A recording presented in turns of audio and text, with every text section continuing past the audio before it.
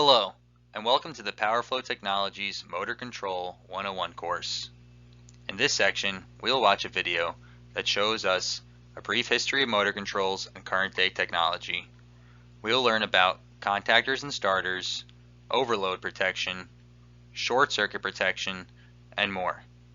After that, we will take a closer look at starters and learn about the differences between NEMA rated starters and IEC rated starters.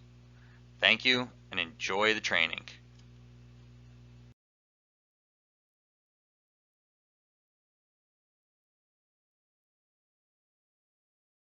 Welcome to Eaton's Motor Control 101.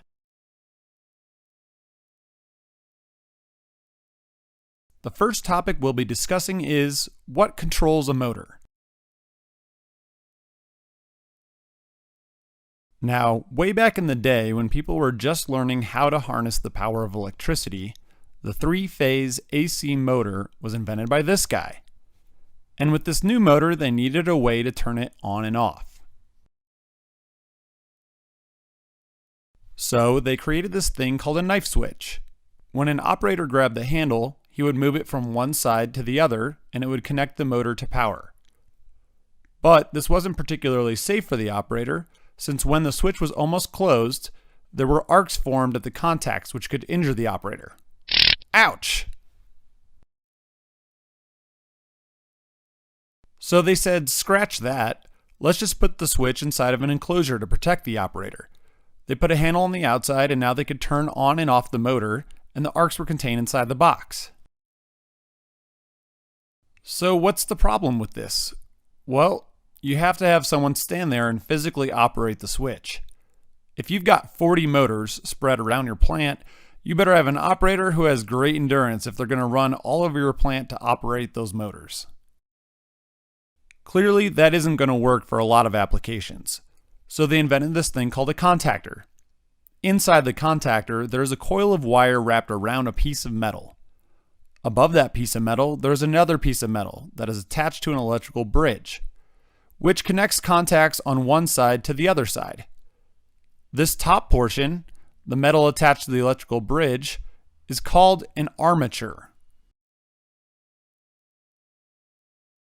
When you apply an electric current through this coil of wire, you end up turning the bottom piece of metal into a magnet. The fancy word for this is an electromagnet. When you've turned on the electromagnet, it attracts the top piece of metal, which is part of the armature, and pulls it down, which in turn closes the electrical contacts on both sides. When those contacts close, it allows current to pass through the contactor and down to the motor. Well, okay, that's pretty cool, but how do I turn off the motor? Well, the first thing you do is you kill power to the coil, which will turn off the electromagnet. But that's not enough to separate the electrical contacts. There's a spring inside the contactor. When the electromagnet is turned on, the top piece of metal overpowers and compresses the spring.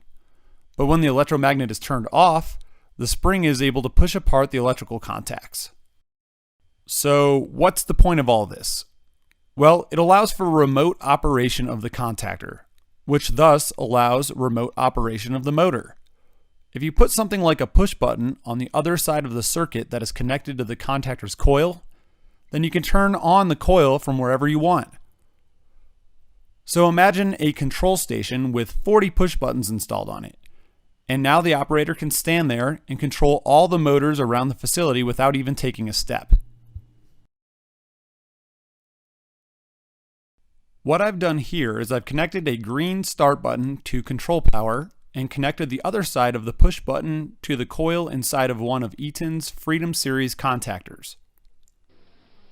When I push the start button, you can see the small black rectangle on top of the contactor move up and down. That is the top of the armature showing through, which is moving inside the contactor. You can also hear the contacts inside opening and closing, as well as the hum of electricity flowing through the contactor coil.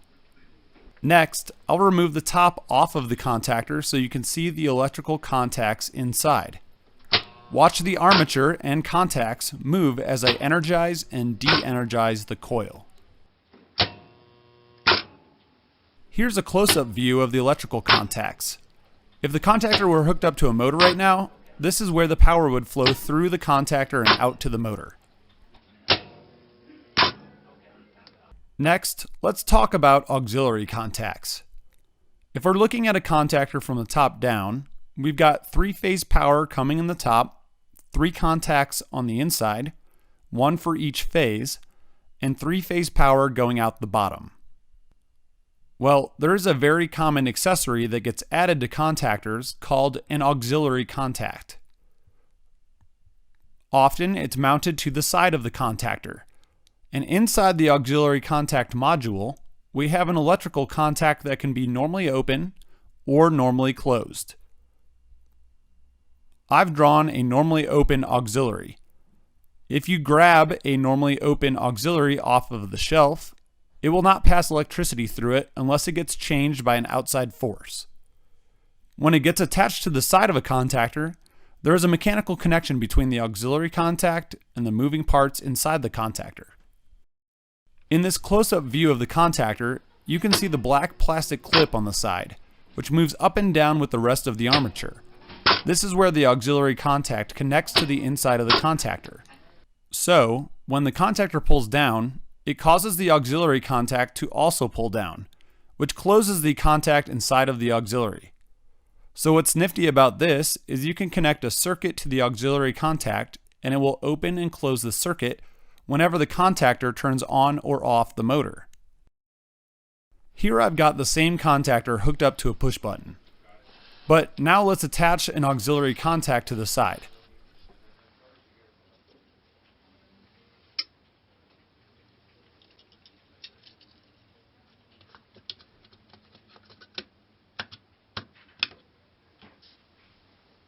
With the aux contact attached, let's wire a red light to it to indicate that the motor is running. Now that there is a red indicator attached to the auxiliary contact, I'll dim the lights and watch what happens when I energize the coil. Basically, the auxiliary contact gives you a status as to whether the contactor is open or closed.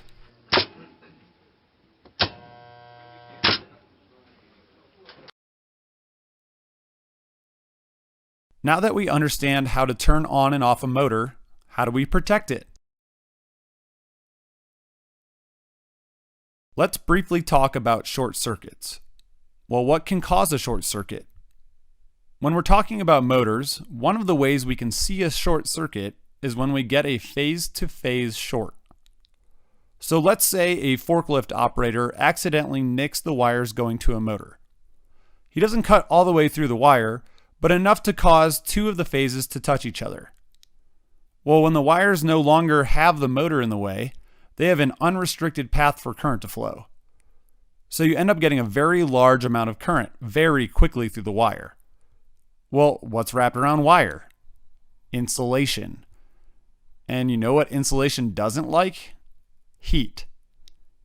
Well, when you put a huge amount of current through the wire, you build up heat very quickly, thus burning up the insulation, and now you've got yourself a fire. Another way you can get a short is if you have a phase to ground short. Let's say that a wire ended up touching the rail on a garage door, and now you've got a path to ground. It's the same problem.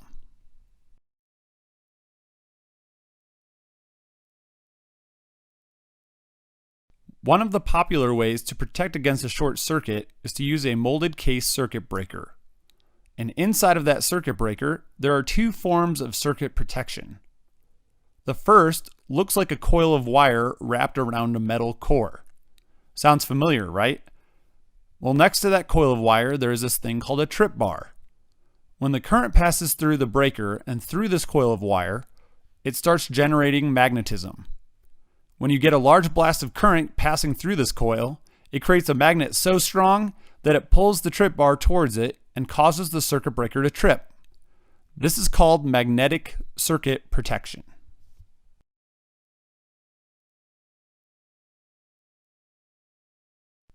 Next, let's talk about a motor overload, or too much current being drawn by the motor. Well, what could cause this to happen? Let's look at an example. Here we have a conveyor belt driven by a motor. and on this conveyor belt we have several small packages that are being moved.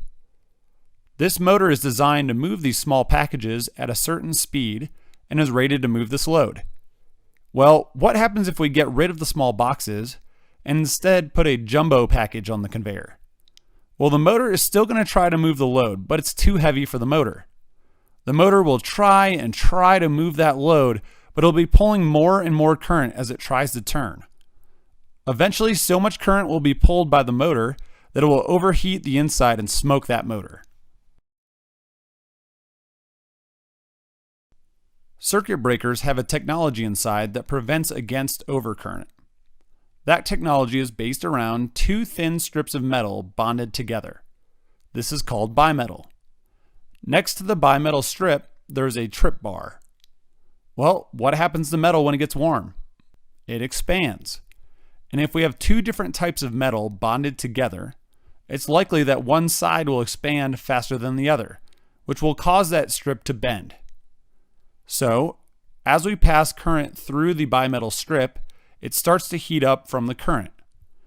If the current becomes too great, it bends towards the trip bar until it finally trips the circuit breaker. This is called thermal protection.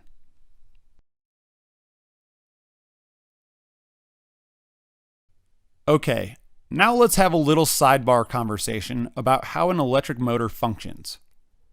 Here I've drawn a graph of current versus time. When I start an electric motor from a dead stop, you get a big rush of current right at the beginning to get the motor up and running. After that big rush of current, it levels out and runs at about 100% speed.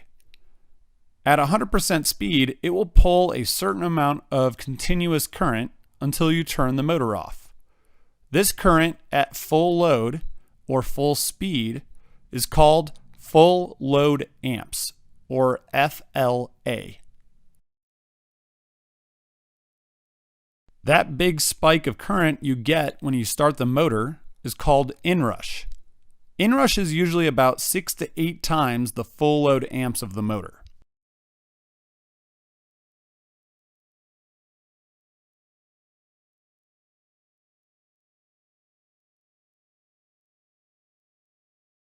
Going back to the circuit breaker, we've got magnetic protection built in and thermal protection built in. Magnetic protection reacts to a very high level of current very quickly, so it is suited to protect against short circuits. Thermal protection is a slower reacting protection and correlates to the amp rating you see on the front of the circuit breaker.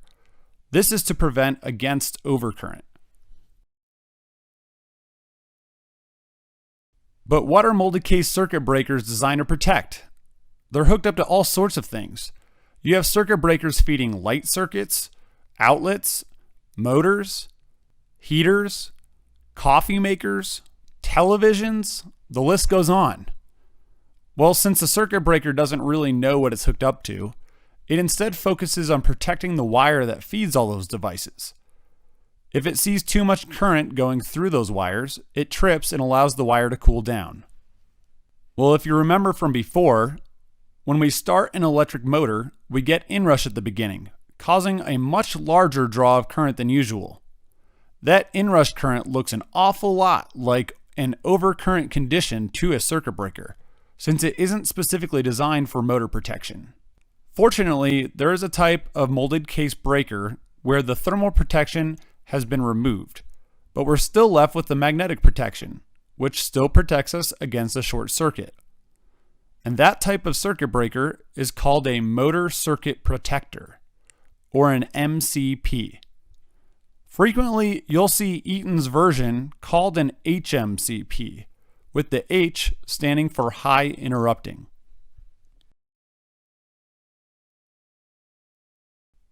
So if we get rid of the overcurrent protection provided by the molded case breaker, we still need to find a way to protect the motor from an overload condition. Here we've got a contactor with our power coming in the top and out the bottom. But now let's add a new component to the contactor. This is called an overload relay.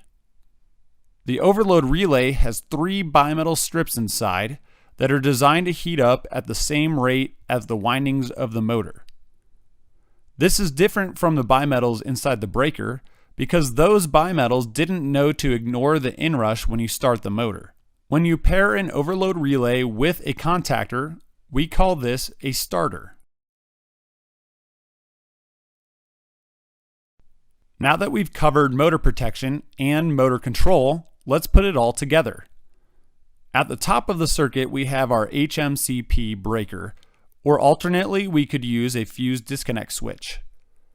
Next, we have the contactor, followed by the overload relay. Lastly, we have the cables connecting the overload relay to the motor. In this setup, the HMCP provides a way to disconnect the entire circuit from power, as well as providing short circuit protection, since it still has the magnetic protection inside. The contactor provides a means of controlling the motor, and then finally, the overload relay protects our motor from overload conditions. That concludes our lesson on motor control. But if you'd like to look for more training opportunities and resources, please visit the Electrical Training Group's website at www.eaton.com/training.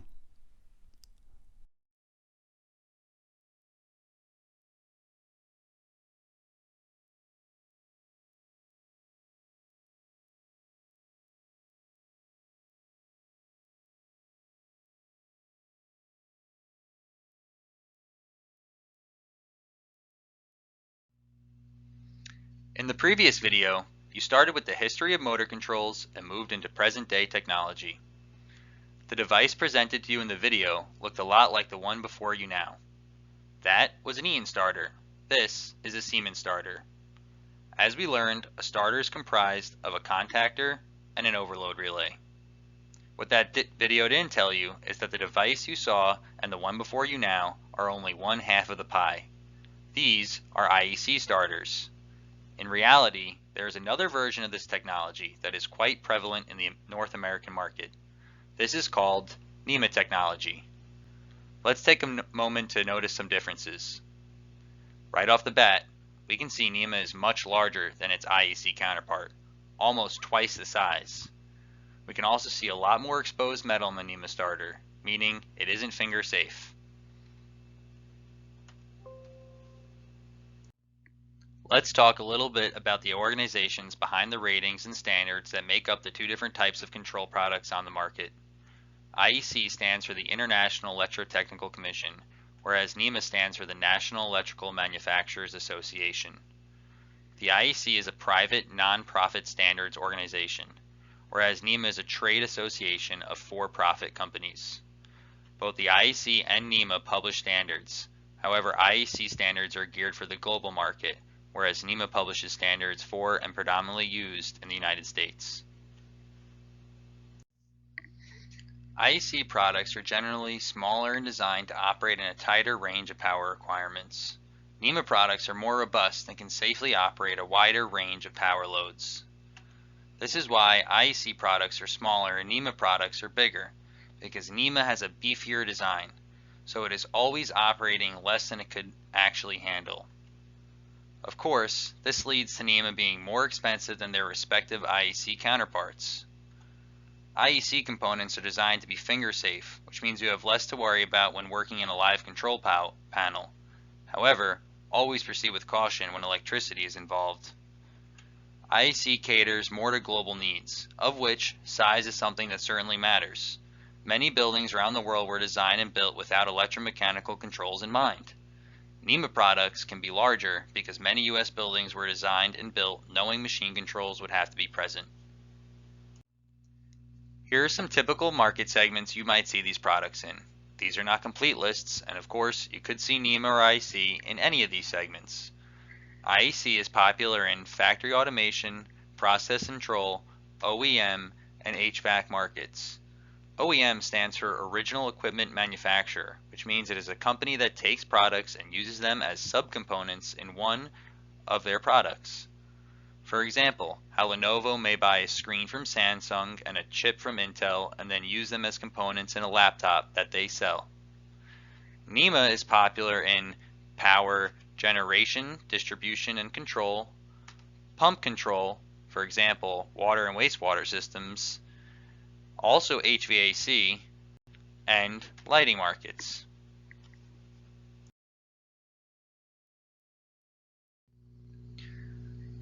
In the previous section, you learned about the principles of contactors, starters, short circuit protection, and overload protection, and more.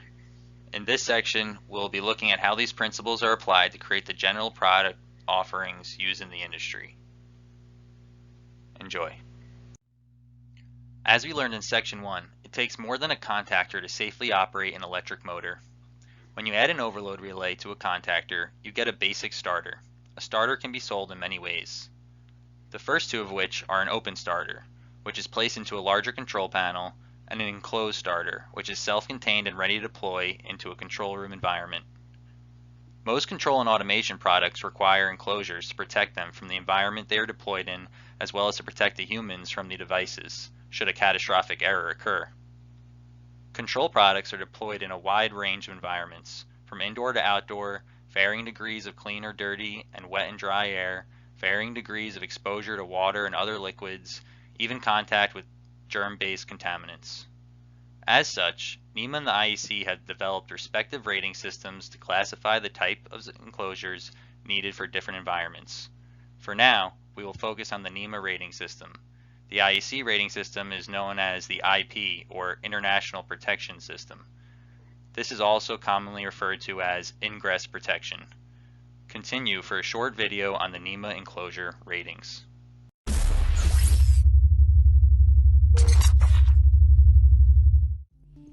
Hi, I'm Katie with your GTV Tech Tips. For enclosures, the manufacturer's standards are set by the National Electrical Manufacturers Association, or NEMA. These NEMA ratings define the ingress and egress protection, as well as protection from chemicals and corrosive materials, where the IP ratings do not. There are 13 NEMA ratings. NEMA 1 is for general purpose indoor enclosures and protects against dust, dirt, or solid objects. NEMA 2 enclosures are like NEMA 1 enclosures with the addition of drip protection from light splashing water or condensation. NEMA 3 enclosures are for indoor and outdoor use and protect against dirt, rain, and sleet. They can have a letter designation of S, R, or X. NEMA 3R enclosures provide more water protection and have a rust-resistant design, as the 3X is corrosion-resistant. NEMA 4 and 4X are watertight and provide protection from rain, sleet, and water from a hose. The NEMA 4X is corrosion-resistant. NEMA 5 is for indoor use only and is dust-tight. NEMA 6 and 6P are submersible enclosures with a limited depth and can provide protection from water or oil. NEMA 7, 8, 9, and 10 are for hazardous locations and are often referred to as explosion-proof enclosures. NEMA 8 can prevent combustion through the use of oil-immersed equipment, and NEMA 9 can prevent the ignition of combustible gas. NEMA 11 enclosures are corrosion-resistant and drip-proof for indoor use. NEMA 12 and 12K are also for indoor use and protects against non-corrosive liquids. They are general purpose with ratings for the enclosure with or without knockouts. NEMA 13 enclosures are intended for indoor use and provide protection from solid objects, dripping and splashing water, seepage of oil, and non-corrosive coolants. To find out more about enclosures, make sure you check out our other videos on GTV.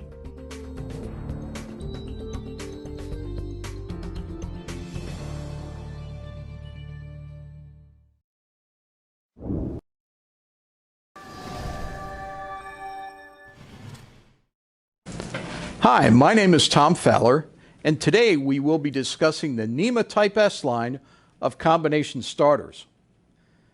Combination starters are a proud part of the history at Square D. It's a concept that we invented. Combination starters did not exist until Square D introduced it to the marketplace. The Type S combination starter is celebrating 50 years of productivity in the marketplace. So it's a core product of the company, and a leading market share product as well. So you're going to find wide acceptability when we discuss the NEMA Type S line of combination starters. Let's take a closer look at the combination starters. First off, we have a stocking program called Stock Your Combination. We have all different combinations of products and accessories readily available from stock. So in just 6 to 18 catalog numbers, you can get thousands of different combinations of products and accessories. So lots of flexibility with the Stock Your Combination program. Well, what is a combination starter? It's a single device that provides complete motor branch circuit protection. Article 430 of the National Electric Code requires that every motor circuit have a disconnecting means, short circuit protection, a motor controller, such as a contactor, and thermal overload protection for the motor. So a combination starter is a one-stop shop, and we've got the products that can meet any market need and application need. We have 4 different product classes of products. We have reversing and non-reversing combination starters that are fusible, and you have a wide variety of choices when it comes to fuse protection, whether it be an industrial RK5 fuse or a very compact Class J fuse with high performance. All are available as options with our fusible, non-reversing and reversing combination starters. Well, we also have circuit breaker combination starters. Our Class 8539 line of combination circuit breaker starters are available in reversing and non-reversing configurations, but they also include our Power Pack line of circuit breakers. So you're guaranteed that you have the best in short circuit protection when it comes to using the Power Pack line of breakers. So a whole wide variety of different options here, from circuit breaker to fusible type. They also have a very high short circuit current rating. All of these fusible and breaker combinations have a short circuit rating of 100,000 amps at 480 volts. Let's take a closer look at some of the features. We have an option here for pumping panels, which are basically a variation of a combination starter, but they have extra space inside to add the accessories that are required in pumping applications. They come in a wide variety of different enclosure types, whether it be a NEMA 3R type or different sizes of oversized or extra capacity enclosures for this line of combination starters. So you can get the combination starter in NEMA 1, NEMA 12, which is an industrial oil-tight application, or NEMA 3R, which is industrial rain-tight and watertight applications. NEMA 4, which is a watertight application, NEMA 4X for stainless steel applications and corrosion-resistant applications. We even have polyester NEMA 4 corrosion-proof and watertight enclosures for our line of combination starters. Well, they're available in NEMA sizes 0 through 7. You have the options to use the Power Pack circuit breaker. We also have 30 millimeter oil-tight pilot devices as options, and these include LED bulbs for long life over the application of the product. All of the doors on the combination starter feature a foam-in-place gasket system. What this means is that it's a very reliable, it's a very tight seal on the door to keep all foreign matter out of the enclosure. Well, we also have NEMA size 0 through 6 combination starters available in the fusible version. Once again, we have our visible blade disconnect switch line installed in all the fusible combination starters, and we include all the same accessories that you get with the breaker type. So you have the options for pilot devices, control transformers, auxiliary relays, and auxiliary contacts. All can be added either at the factory or easily added in the field to our combination starter line. Let's take a look at some of the product photos for our line of combination starters. Starting off in the upper left-hand side of the slide, you'll see our fusible line of combination starters that is complete with all accessories such as pilot devices in the cover, our 30mm pilot devices, our control power transformers, all installed inside the fusible combination starter. And you'll see that there's lots of space in there for a contractor to get in and do their electrical wiring work inside the enclosure. The other option that we have is for a circuit breaker combination starter. Once again, lots of space inside that enclosure. Lots of accessory options are available for the breaker combos as well.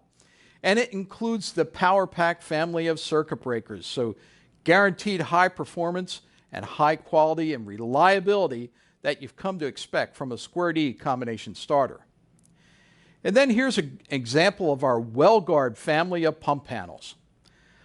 A pump panel is nothing more than a combination starter in a special enclosure designed for the pumping industry.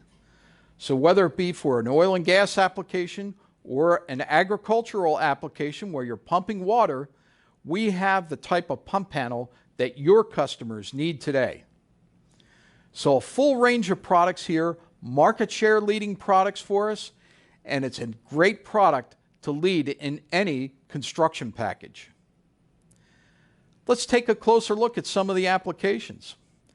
Well, if you see pumping applications for those pump panels, as I say, they're used in either agricultural applications here, such as what you see with a center pivot irrigation system, or they're used on offshore oil rigs. They're all great applications for combination starters. So you'll see these used in construction. There'll be specified NEMA combination starters. You'll see them used in infrastructure and industrial applications, and also in commercial office buildings. Building automation, mechanical contractors, all of these different applications for combination starters are used today. And we have the product to meet those application needs with our product offer. Well, that's a quick overview for our combination starter line. And we want to remind you, if you need additional information on the product, simply go to squared.com or schneiderelectric.com and you'll get all the additional product information that you need for our line of combination starters.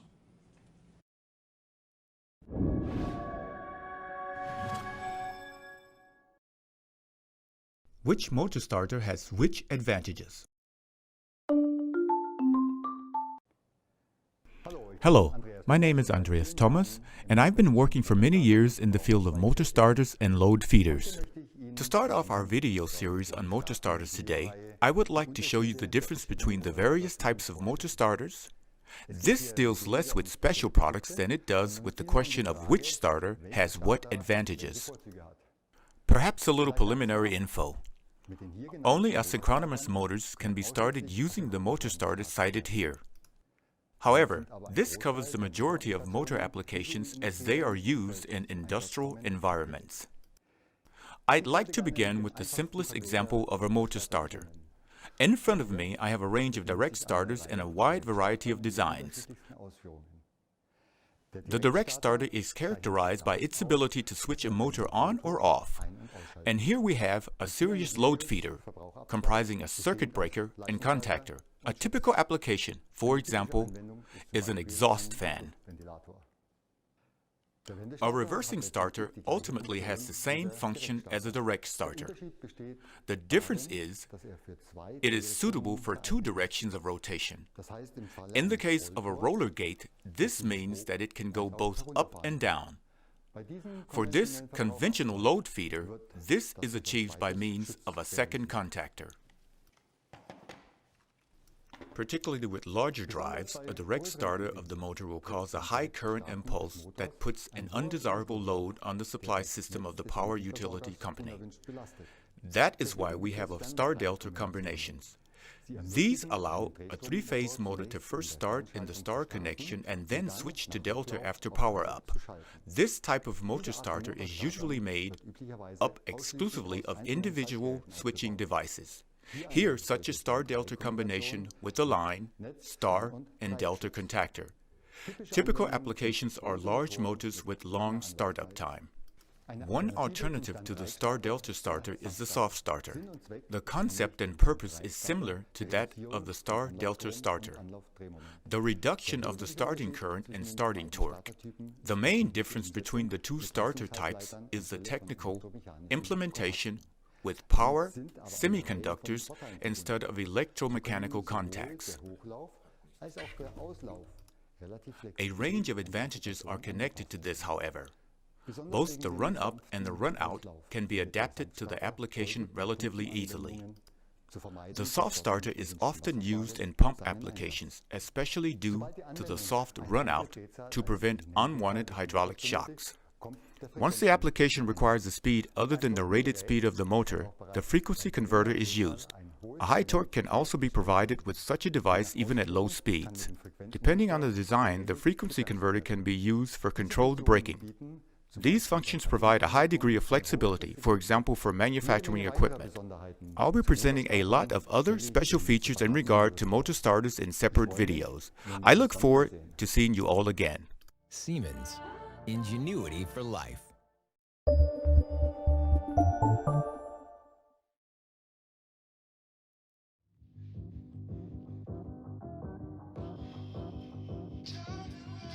Siemens 3RV motor starter protectors provide all the required functions for a motor branch in one device. Disconnect, short circuit protection, motor control, and overload protection are all available within these compact motor protection circuit breakers. The features of these devices include an on-off rotary handle with lockout and visible trip indication, an adjustment dial for setting to motor FLA, Class 10 overload trip characteristics, short circuit trip at 13 times the maximum setting of the FLA adjustment dial, screw, spring, and ring lug terminal versions, screw and snap-on DIN rail mounting, and an IP20 rating.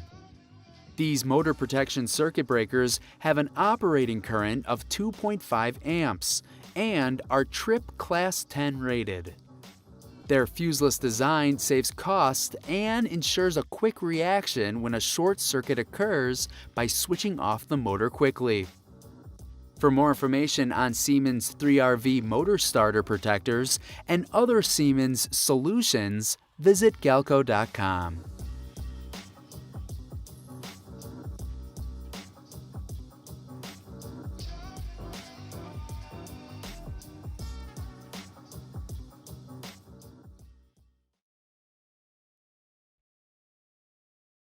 In previous videos, we have talked about variable frequency drives, or VFD, and soft starters. If you need a refresher on the detailed workings of either a VFD or soft starter, be sure to look back at those videos. The devices are similar in that they control the starting and stopping of industrial motors, but have different characteristics that we will identify in this video.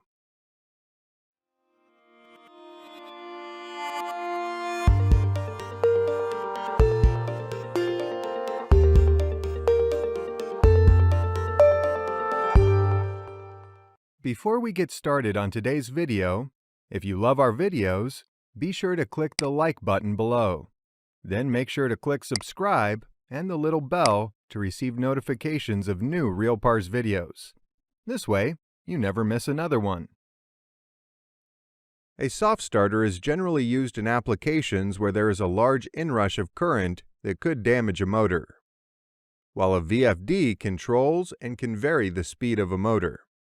In this video, we will look at the internal workings of the devices, how to determine which device you might want, and look at some applications to better understand these differences.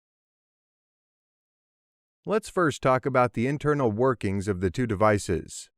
A typical three-phase soft starter uses 6 thyristors or silicone-controlled rectifiers, oriented in an anti-parallel configuration to start the electric motors smoothly. A thyristor is made up of 3 parts: a logic gate, a cathode, and anode. When an internal pulse is applied to the gate, it allows current to flow from anode to cathode, which then sends current out to our motor.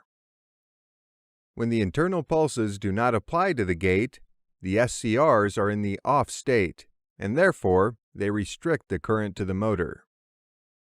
These internal pulses limit the applied voltage to the motor, slowing down inrush current. The pulses are sent based on ramp time, so the current will be slowly applied to the motor. The motor, attached to the soft starter, will start up at a nice smooth current and top out at the preset maximum speed. The motor will stay at that speed until we stop the motor, where the soft starter will ramp down the motor in a very similar way as the ramp up. VFDs have 3 main components: a rectifier, a filter, and an inverter. The rectifier acts like diodes, taking the incoming AC voltage and changes it to DC voltage. Next, the filter uses capacitors to clean the DC voltage, making it a smoother incoming power. Finally, the inverter uses transistors to convert the DC voltage and sends the motor a frequency in hertz. This frequency drives the motor to a specific RPM. We can set the ramp up and down times just like in a soft starter. From what we just covered, we can see that a VFD is basically a soft starter with speed control.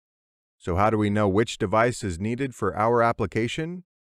The decision on which device you choose comes down to how much control your application requires. If your application requires a large inrush of current but does not require speed control, then a soft starter is the best option. If speed control is required, then a VFD is a must. Also, the price can be a determining factor in a lot of real-world applications. Since a soft starter has fewer control features, the price is lower than a VFD. And finally, if the size of our device is a determining factor, soft starters are generally smaller than most of the VFDs. Let's look at some real-world applications to help us see the difference between a VFD and a soft starter. The first application will be a wastewater pump.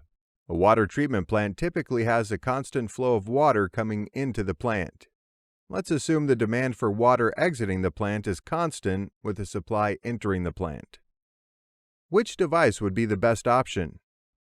That's right, a soft starter would be a great choice, because in this application, when starting the water pump, there would be a large inrush of current on our motor that our soft starter could handle and gradually ramp up the pump. Since the demand for water exiting the plant is the same as supply into the plant, the speed of our pump would not vary. However, if the demand for water exiting the plant raises or lowers, we would want to vary our speed, making a VFD a better choice for the application. The next application we will look at is a cooling fan. In this scenario, a cooling fan will turn on when the plant air temperature hits a high temperature set point. Once the set point is reached, the cooling fan will slow down to maintain the air temperature unless it drops below a low temperature set point, where it will shut off. However, if the temperature continues to rise and past the high temperature set point, the fan will need to move faster. Which device would work best in this situation? That's right, a VFD would be better than a soft starter, because the speed of the fan will need to vary. If our scenario was only turning the fan on or off based on temperature and not changing the speed, then a soft starter would be a better option. In closing, a VFD and a soft starter can do similar functions when it comes to ramp up or down a motor. The main difference between the two is a VFD can vary the speed of a motor, while a soft starter only controls the starting and stopping of that motor. When faced with an application, price and size are in the favor of a soft starter. A VFD is the better choice if speed control is required. The good news is that if an existing application has a soft starter in place and speed control is later determined to be a requirement, a VFD can easily replace a soft starter. The opposite is true as well. A soft starter can replace a VFD. Want to learn PLC programming in an easy-to-understand format and take your career to the next level? Head on over to realpars.com.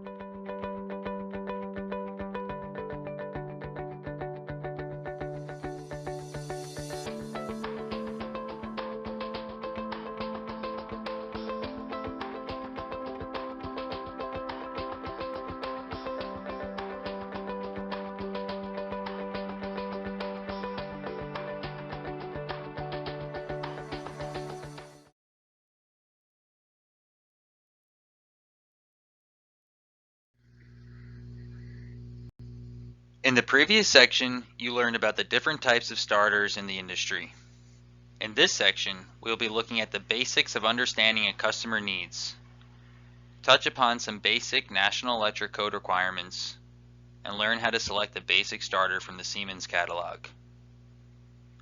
If, after this training, you are interested in learning more about how to specify and sell motor controls, please reach out to the PowerFlow Control Product Specialist for a full curriculum of motor controls sales training. Thank you and enjoy. When specifying a starter, it is important to understand the customer's application and gather as much information as possible. Use this starter questionnaire to gather the information you need to help the customer. Starting off with understanding the application will not only help you identify the correct product for the job, but it will also plant the seed in the customer's head that PowerFlow understands the needs of the industry and that we have the knowledge, experience, and resources to ensure project success from quoting to shipping. Do you have a photo of your motor nameplate? Having the nameplate will arm you with the ability to double check much of the information the customer will be giving you, as well as foresee some potential issues in the future. A nameplate shows important information about the motor, such as FLA, voltage, power, and more. We will cover the importance of these values later on. Motor voltage and phase count. What is your motor voltage? 208, 240, 460? That's a three-phase motor, correct? What is the horsepower rating of that motor? What is the FLA, or full load amperage, of the motor? This is the amperage the motor will draw outputting its rated power at its rated voltage. If the motor needs to work harder, i.e. output more power due to its current load, that will be an overload situation. Do you require an open or enclosed starter? Would you like that to be a combo starter? If so, would you like it fused or non-fused? Do you have a preference of fuses over a circuit breaker? What is your enclosure type that you require? And finally, what is your control voltage that you would like to use? Do you have a source for that control voltage? Or would you like me to spec a CPT, a control power transformer, with this starter? If it doesn't matter to you, we recommend 24 volts AC, as this is the safest.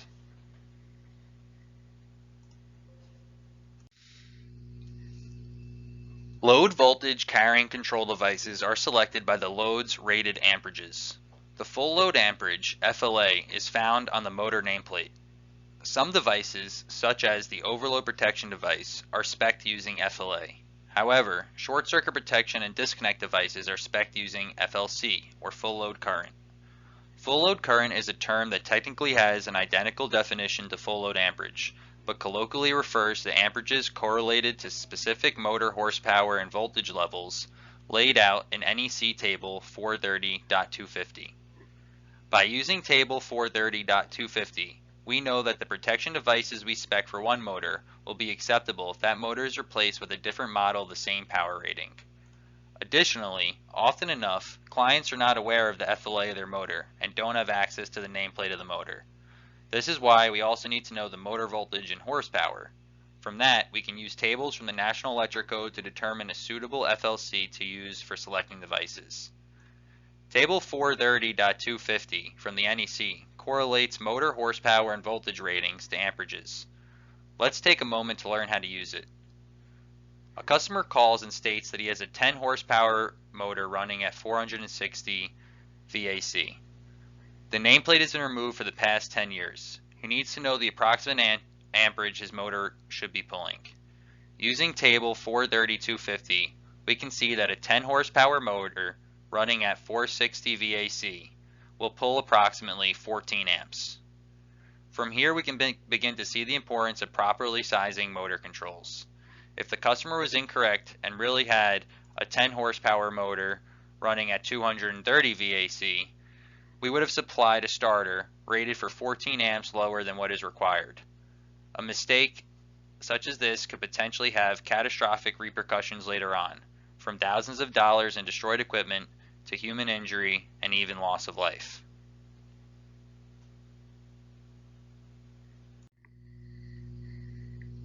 If a customer requires a fuse disconnect, we must properly size short circuit protection for the motor.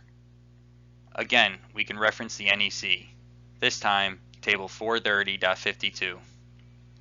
From this table, we can see the maximum multiples we can use for a variety of short circuit protection devices. These are maximums. We generally use dual element time delay class RK5 fuses for fuses, or an inverse time circuit breaker. We like to use protections around 200 to 250% of the full load current for breakers, and 150 to 175% of the full load current for time delay fuses. Let's run through an example. A customer calls and needs fusing or a circuit breaker for a 2 horsepower motor running at 230 VAC. At this point, getting the FLA from the customer, getting the nameplate of the motor, identifying the horsepower and voltage, and using table 430.250, we should know what the FLC of the motor is, 6.8 amps. From table 430.250, the FLC is 6.8 amps. 250% or 2.5 times 6.8 is equal to 17 amps. A 3-pole 5SJ circuit breaker goes from 16 amps to 20 amps. If we were to round up to 20 amps, we would surpass the 250% limit imposed by the NEC. So we will round down to 16 amps, still providing enough wiggle room for inrush current, but under the 250% maximum. Now let's assume the customer was not okay with the circuit breaker and instead wanted fusing, which is a common, less expensive option. Multiplying the FLC by 1.5, we get a value of 10.2 amps, which you can round up to 12 amps as it is the next available fuse size.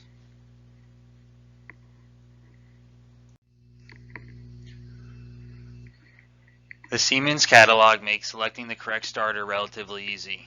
The catalog is organized by horsepower and motor voltage on the left and enclosure type on the right. Let's select an example starter. A customer calls and needs to replace a wall-mounted starter in a control room. The part number is rubbed off the label, so we cannot cross the existing starter.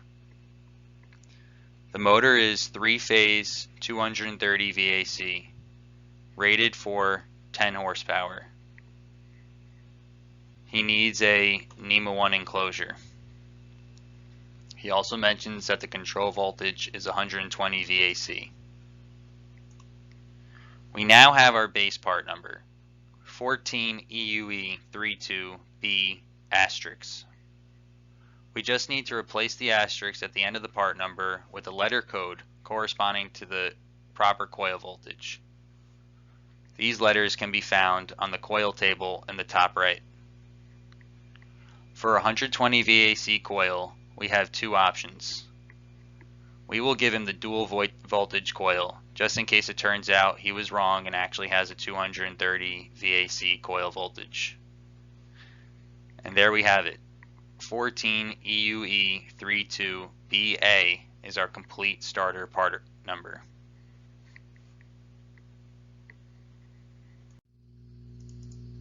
To conclude the training, we will briefly take a moment to see a couple examples of what can go wrong with motor controls. The regulations laid out by the National Electrical Code were created and implemented over time to reduce the number of workplace injuries and death in our country. It is imperative when speccing motor controls to follow the NEC and double check everything, because the difference between selecting a correct or incorrect part number has the potential to be the difference between normal life and serious injury or even death for others.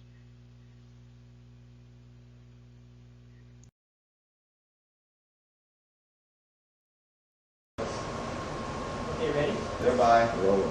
Cameras ready? Roll. Here we go. Whoa.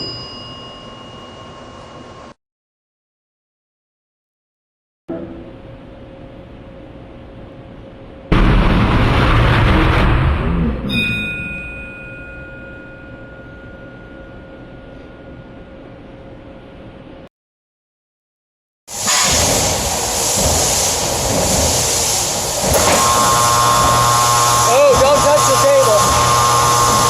Don't touch the table.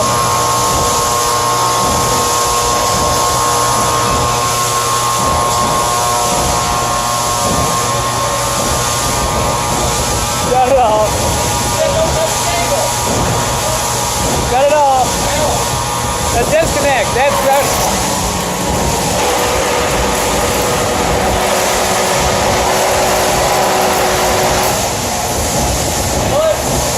Kill it. No, just the box.